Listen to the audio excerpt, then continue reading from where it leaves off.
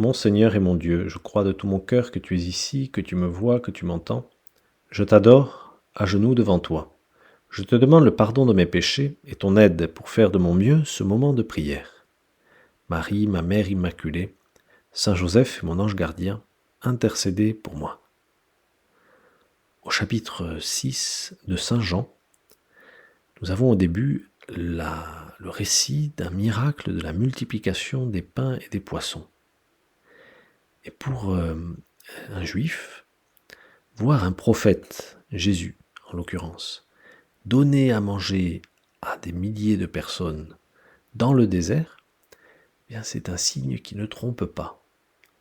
Car les Juifs se souvenaient bien de leurs ancêtres, les Juifs qui étaient partis de l'Égypte et qui avaient trouvé dans le désert, donné par l'intercession de Moïse, la manne qui apparaissait là le matin avec la rosée du jour, ces sortes de galettes qui permettaient au peuple juif de manger dans le désert. Voilà que Jésus fait une même sorte de miracle. Il se met à la suite de Moïse, mais qu'on ne s'y trompe pas.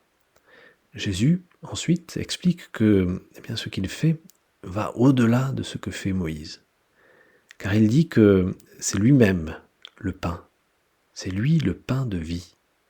Et alors il commence à nous faire comprendre que la manne et que le miracle de la multiplication des pains, des poissons qu'il vient d'opérer, bien tout cela ne sont que des signes d'un signe plus grand qui arrive.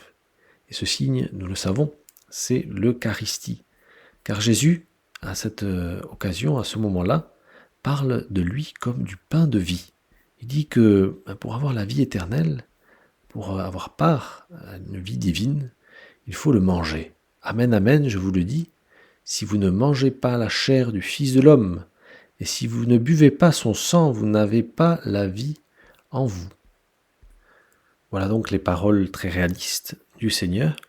Et les apôtres, les disciples n'ont certainement pas tout de suite compris. Ils ont compris quand ils ont recomposé tous les morceaux de l'histoire après l'institution de l'Eucharistie. Ils ont compris, enfin, que la multiplication des pains et des poissons et que la manne dans le désert n'était qu'un signe de l'Eucharistie.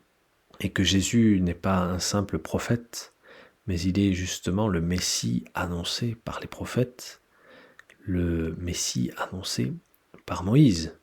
Seigneur, pour pouvoir être chrétien, pour pouvoir vivre de toi, je dois te manger dans l'Eucharistie, car c'est toi qui nous invites à faire cela. Le récit d'une conversion d'un musulman au catholicisme peut peut-être nous aider à comprendre cette grande vérité de notre foi, que sans le pain de vie, notre âme dépérit, que nous avons besoin, une faim très profonde de ce pain eucharistique. Et c'est l'histoire de Mohamed Al-Saïd Al-Moussaoui, qui est né en 1964 dans une des plus grandes familles de l'aristocratie chiite d'Irak. Et son futur était tout tracé puisqu'il allait être l'héritier de cette dynastie. Mais voilà que sa vie a pris un tout autre tour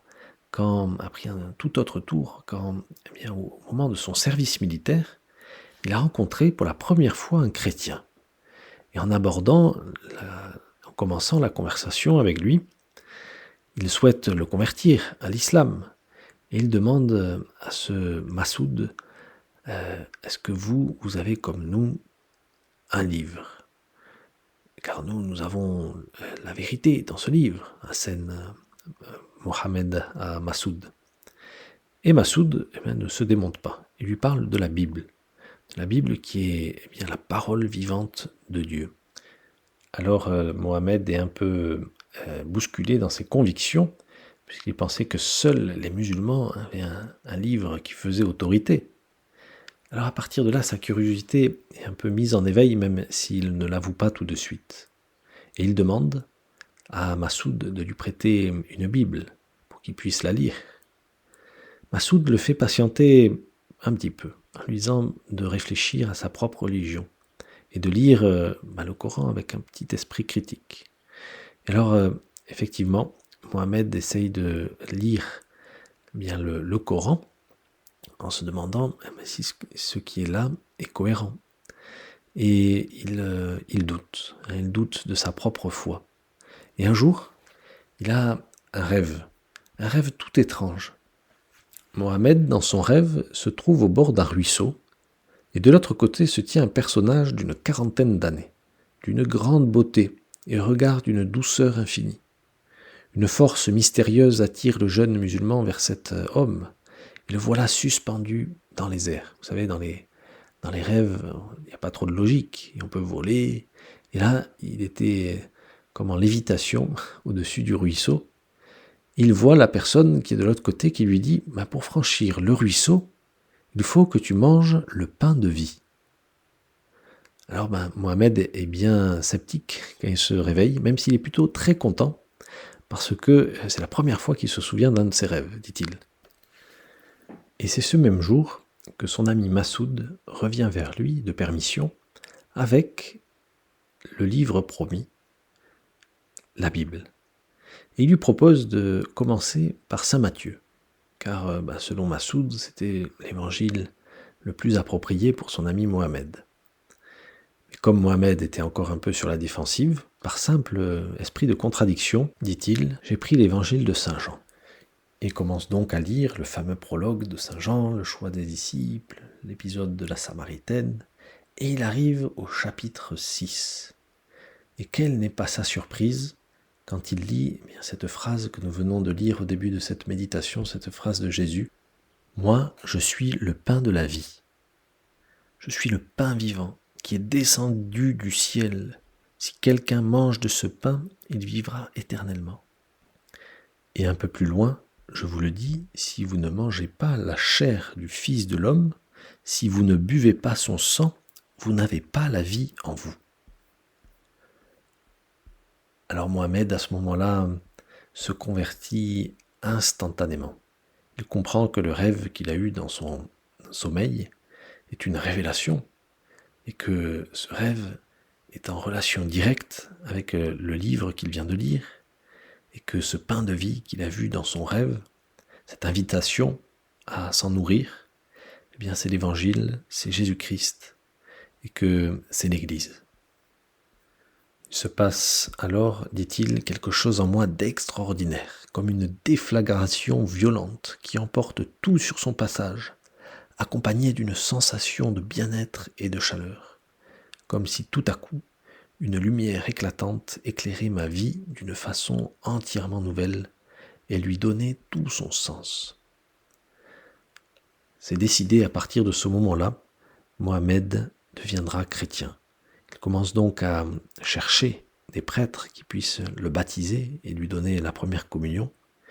Mais l'atmosphère de persécution empêche la réception du baptême dans des courts délais. Lui-même est renié par ses parents, persécuté par ses frères et sœurs. Heureusement, son épouse le comprend et se convertit elle aussi, avec des grâces spéciales du Seigneur. Et Mohamed est obligé de fuir l'Irak en Jordanie. Après 13 ans de vie clandestine comme chrétien, il a été torturé, il a été emprisonné, on lui a tiré dessus, et il trouve enfin refuge en Jordanie où, grâce à Dieu, il peut enfin recevoir le baptême et le pain vivant qu'il attendait avec tant d'ardeur.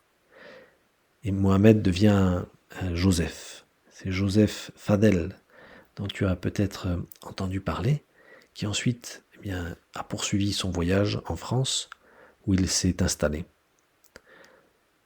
Il peut maintenant se nourrir du pain de vie.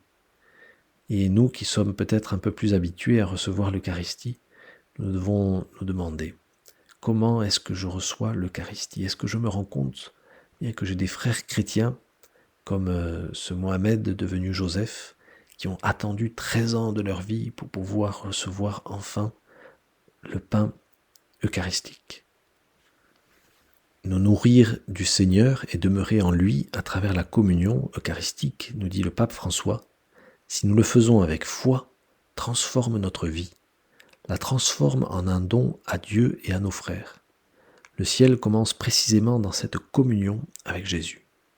Alors que les vacances scolaires arrivent et qu'on est en période estivale, nous pouvons nous demander, est-ce que nous avons bien organisé nos vacances pour qu'au centre de notre repos se trouve la nourriture qui va nous restaurer nos forces spirituelles, l'Eucharistie. Et comment mettre le Seigneur au centre? Eh bien, en organisant bien la messe dominicale. Peut-être c'est le moment de vivre en famille la messe en semaine, 2 ou 3 fois par semaine, là où on peut. Et c'est une des activités les plus belles que nous pouvons faire en famille durant cet été, qui va restaurer nos forces spirituelles, car sans ce pain, eh bien, nous dépérissons. Et avec ce pain, avec ce vin, nous vivons, car il s'agit du corps et du sang du Christ. Je te remercie, mon Dieu, des bonnes résolutions, des beaux désirs et des lumières que tu as semés dans mon cœur pendant ce moment de prière. Je te demande de m'aider à les faire fructifier. Marie, ma Mère Immaculée, Saint Joseph et mon ange gardien, accompagnez-moi toujours en chemin.